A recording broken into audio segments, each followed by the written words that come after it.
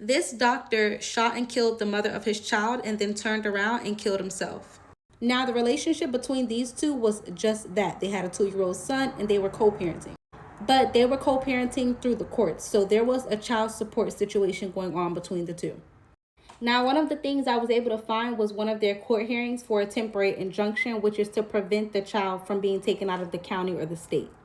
Because it's been said that she's been threatening to take the child away from him. Now, remember, this was in 2024, so this was going on beforehand.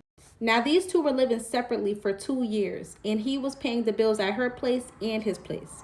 Now, about 6 months ago, they decided to move her into his place because financially it just made sense. Plus, he was never there. He was always traveling, so that's what they ended up doing. Which makes me wonder, being that there was a child support situation going on, did she stopped the child support before moving in with him? Did they have a conversation prior to her moving in with him? I'm just curious. Now, even though they made the decision to move in together, they are still single. He's still seeing other women and she's still doing her thing. But there was domestic violence going on in the relationship itself.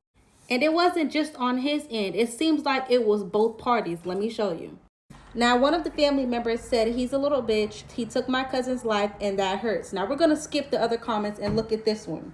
She said, your cousin stabbed him first and they was both toxic to each other. Stop the bullshit. Then someone else responded and said, see, there's more to the story, which I'm sure there is. Now, there are even people going as far as saying he tried to break into the house, which is interesting to me because he moved her into his home. So I can't see how he's trying to break into a place that he invited her to stay. There are even people that are upset because others are calling him a hero. I don't know if they're calling him a hero because of their own personal reason or if it's because he's a doctor. But what's even more crazy to me is people were saying that he worked at Broward General's hospital. And Broward General was like, he does not work here. They made a statement and said while he completed a portion of his medical training within our health system, that training ended in 2024. And he has had no affiliation with our organization since then.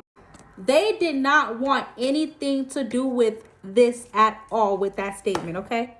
Now, what's interesting to me is when the police were called due to shots being fired inside of the apartment complex, the SWAT team arrived and they were out there for hours, okay? But when they were out there, they were calling for him, telling him to come out now with his hands up, not knowing that he was already deceased. But my question is, how did they know to call him? But guys, all of this is accusations and speculations. This case is still under investigation. And I'm pretty sure since there's no one alive to tell what happened, they're going to have to go deeper into the investigation. I mean, phone records, family members, friends, and the whole ordeal. But let me know what you guys think about this. Like, comment, and bye.